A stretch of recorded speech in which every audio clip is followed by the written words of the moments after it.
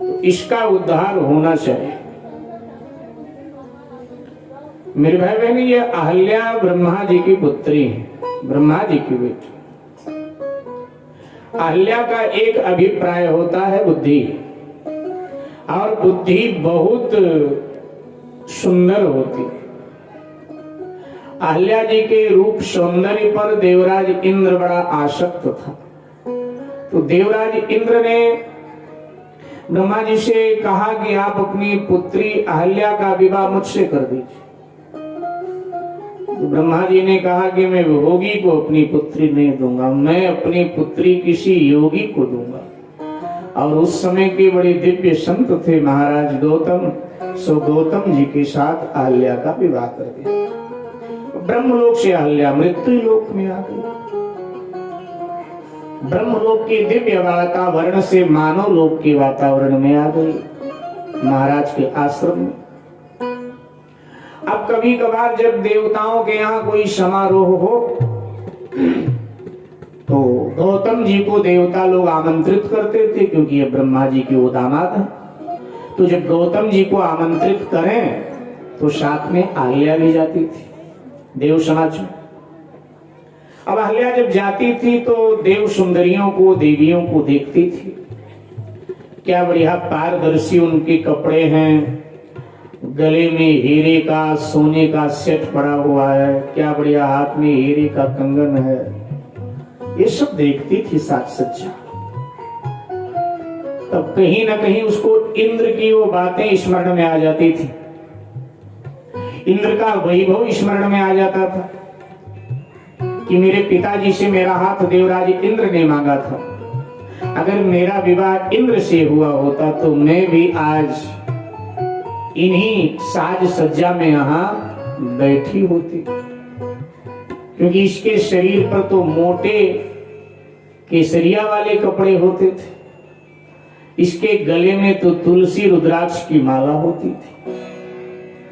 तो कहीं न कहीं इंद्र के वैभव का ये चिंतन किया करती थी।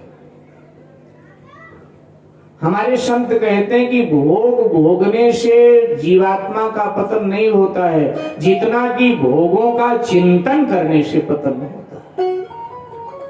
चिंतन करने से अहल्या का पतन इसी कारण हुआ। आज गौतम जी की अनुपस्थिति में इंद्र गौतम का वेश लेकर अहल्या जी के पास आया और अहल्या जी पथभ्रष्ट हो गई। जब गौतम जी को पता चला तो गौतम जी ने अहल्या को श्राप दे दिया, तू अपने पति और पर पुरुष में भेद नहीं समझ पाई, तेरे अकल पर पत्थर गिर गया था। मैं श्राप देता हूं, तू जड़ हो जा, पत्थर हो जा। अहल्या को पत्थर हो जाने का श्राप और गौतम जी आश्रम छोड़कर चले गए। अहल्या जी पत्थर बनकर गिरी, लेकिन आश्रम के भीतर नहीं गिरी। अगर अहल्या जी आश्रम के भीतर पत्थर होकर गिरी होती तो शायद अब तक उनका उद्धार ना होता, हम लोग देख पाते कि अहल्या, लेकिन अहल्या पत्थर होकर गिरी कहां? आश्रम से बाहर बीच चौराहे पर। अहल्या ने अपना अपराध कबूल किया कि दुनिया वालों, जो मैंने अपराध किया था उसका दंड जो मुझे मिल रहा है, जमाना देखे और ये अपराध जमाने की स्त्रियां न करें जो मैंने किया। देखो, अहल्या से अपराध तो बना, अहल्या से पाप तो बन गया, लेकिन अहल्या ने अपने पाप को कबूल किया, और पाप को कबूल करना ही पुण्य की शुरुआत है। पाप को जितना ज्यादा छुपाओगे उतना ज्यादा भारी होगा, और पुण्य को जितना ज्यादा गाओगे उतना ज्यादा हल्का होगा। हम लोग करते क्या है, पुण्य गा देते हैं। 10 रुपया कहीं दान दिया तो 50 जगह तो बताएंगे कि आज हमने भी आरती में 10 रुपया डाला था। नहीं, जरूरत क्या है? जिसके लिए डाला है वो परमात्मा देख रहा है, उसके सूची में नाम आपका लिख गया है। अब बोल बोल के नाम क्यों कटवाना चाहिए, वहां लिख गए। शास्त्र कहते हैं दाएं हाथ से दान दिया जाए तो बाएं को खबर नहीं होनी चाहिए, ये शास्त्र हमारे कहते। तो पुण्य को जितना ज्यादा गाओगे उतना हल्का हो जाए, और पाप को जितना छुपाओगे उतना भारी होगा। इसलिए जीवन में पाप बन जाए तो प्रकट कर देना चाहिए कि भाई जीव हूं, मनुष्य ही तो हूं, तो ये बन गया मुझसे। अच्छा, समाज के सामने अगर ऐसा बोलने में थोड़ी लज्जा लगती है कि भाई मेरी बेइज्जती होगी, तो समाज से मत कहो। कोई समर्थ संत मिल जाए तो उनसे कह दो, अथवा भगवान के मंदिर में बैठकर अकेले में भगवान से बोल दो कि भगवान ये पाप मुझसे बन गया, अब कृपा करके ऐसी कृपा करना, ऐसा विवेक देना कि दोबारा हमसे पाप न बने। तो जब व्यक्ति पश्चाताप करता है, अपने भूल को कबूल कर लेता है, तो परमात्मा अपनी कृपा दृष्टि कर देता है कि जीवात्मा है, भूल हो गई, लेकिन अगला कबूल तो करा। तो अहल्या ने अपने पाप को कबूल कर लिया, इसीलिए अहल्या भगवान को प्रिय लगी और भगवान को लगा कि इसका उद्धार करना ही चाहिए। सो कहा गुरुदेव ये कौन है, और तब विश्वामित्र जी महाराज ने समस्त कथा कह दिया और कहा बेटा राघव, ये आपकी चरण धूली शायद थी, अगर आपकी चरण धूली इसे मिली तो निश्चित रूप से इसका उद्धार हो जाएगा। मेरे भाई बहन, जैसे इतना कहा तो भगवान श्री राम ने उसी समय अपना चरण स्पर्श करा दिया अहल्या को, उस पत्थर की शिला को अपना चरण सर पे रख दिया। मानसकार लिख देते हैं, हुआ क्या, बोले पर शत पद पावन शोक न सामन प्रगट भई तप पुण्य सही। पर शत पद पावन शोक न सामन प्रगट भई तप पुण्य सही। पर शत पद पावन शोक न सामन प्रगट भई तप पुण्य सही। पर शत पद पावन शोक न सामन प्रगट भई तप पुण्य सही। देखत गुणायक जन सुखदायक सन्मुख होई कर जोरी रही। देखत गुणायक सन्मुख होई, देखत गुणायक जन सुखदायक सन्मुख होई कर जोरी रही। मुनि साब जोगीरा अति भल परम अनुग्रह में माना। क्यों भरियो जन हरि भव मोचन यही लाभ शंकर जाना। क्यों भरियो जन हरि भव मोचन यही लाभ शंकर जाना।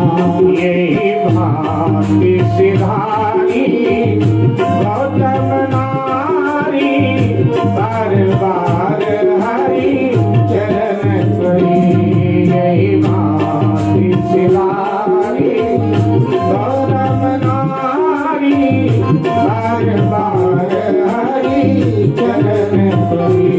जो यति मन भावा जो बर पावा नृपति लोक हरि।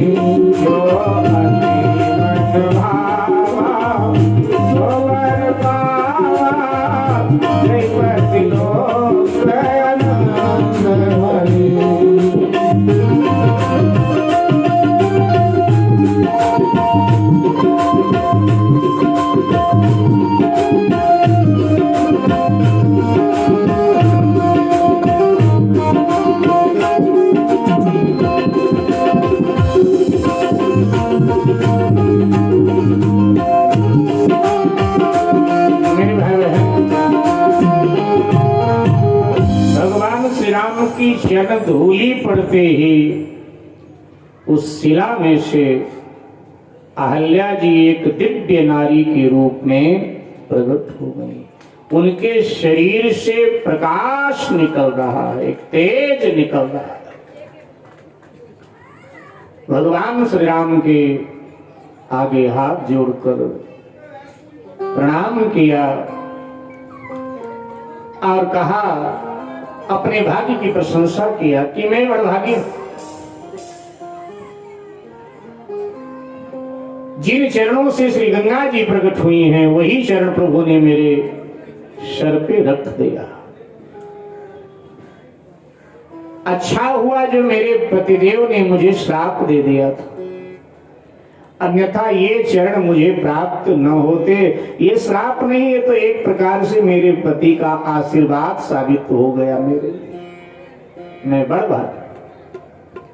बार भगवान को प्रणाम किया। अहल्या जी ने भगवान की स्तुति किया और जो बहुत पसंद था अहल्या जी को, जो अति मन भावा, माने जो विशेष पसंद था अहल्या जी को, वही वरदान भगवान से लिया और भगवान से वरदान लेकर के अहल्या जी पति के पास गई और महाराज गौतम ने उन्हें स्वीकार कर लिया। राम जिसे स्वीकार कर ले उसे कौन अस्वीकार कर सकता है। सो अहल्या को गौतम जी ने स्वीकार कर लिया। जो संबंध टूट गया था भगवान श्री राम ने उस संबंध को पुनः जोड़ दिया। राम नाम जोड़ती है, राम नाम जोड़ता है, राम की कथा जोड़ती।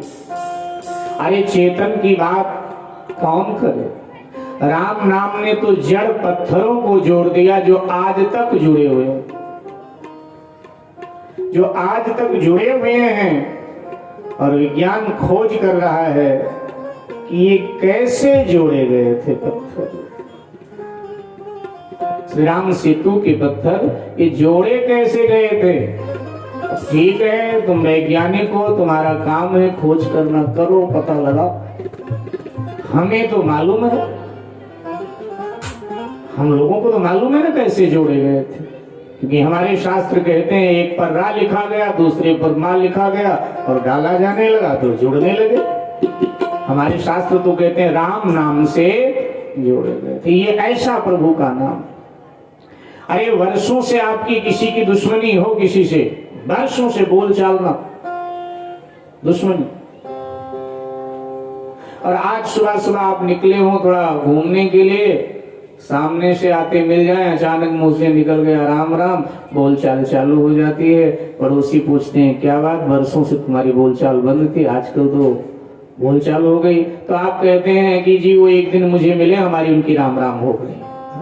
तो राम नाम तो वर्षों की दुश्मनी भी खत्म करके जोड़ दिया करता है। राम कथा जोड़ती है, राम नाम जोड़ता है। हाँ, तो टूटे संबंधों को भगवान ने जोड़ दिया। अब कई लोग यहाँ पूछते हैं कि महाराज ये बात समझ में नहीं आई, थोड़ा समझाओ कि जो अति मन भावा सो बर पावा गई पति लोक आनंद भरी। ये क्या अहल्या को बहुत पसंद था जो बर, और उसने भगवान से पा लिया। गोस्वामी जी ने गुप्त रखा, मामला खोला नहीं। ये क्या था?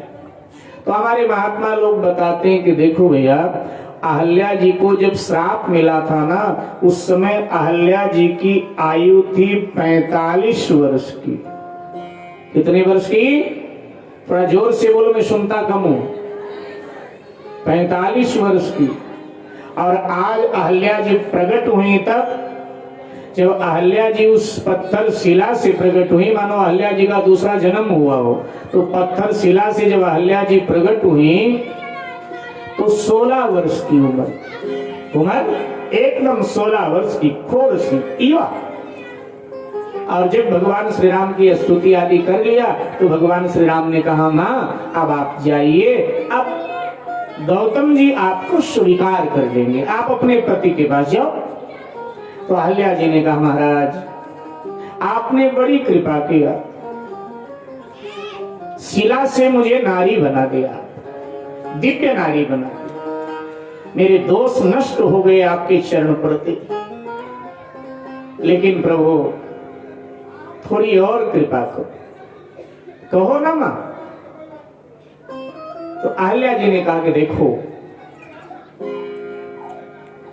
अहल्या जी ने कहा कि अब उनकी उम्र इस समय 90 साल की है,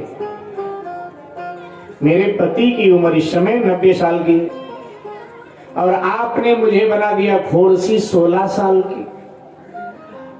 अब हम जाएं तो आपके आज्ञा अनुसार वो हमें स्वीकार तो कर लेंगे, लेकिन है क्या कि फिर जहां जहां साथ में जाऊंगी महाराज लोग मजाक बनाएंगे, उनका भी मजाक बनाएंगे, मेरा भी मजाक बनाएंगे।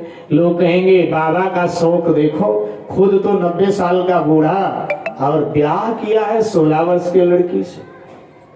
तो महाराज उनका भी अपमान करेंगे लोग, और हमारे लिए भी कहेंगे कि इसको ये बाबा ही मिला था क्या, अपने उम्र के किसी से ब्याह करती। अब हम किस किस को समझाएंगे कि हम तो इन्हीं की थी, ऐसा ऐसा हुआ। अब कहाँ कहाँ हम बताते फिरेंगे सरकार, इसलिए हमको 16 का बना दिया है आपने, तो थोड़ी उनकी भी उम्र घटाए दो, 90 से नीचे ले आओ महाराज। अच्छा अच्छा ऐसा, हाँ। तो कहा कि ठीक है, मैं उनको 70 का कर देता हूं। सरकार 16 और 70 की जोड़ी कहाँ बनी, थोड़ी और कृपा करो। तो भगवान ने कहा ठीक है 60 का उनको बना देता हूं, और कहावत है 60 तब पाठा, तो 60 का बना देता।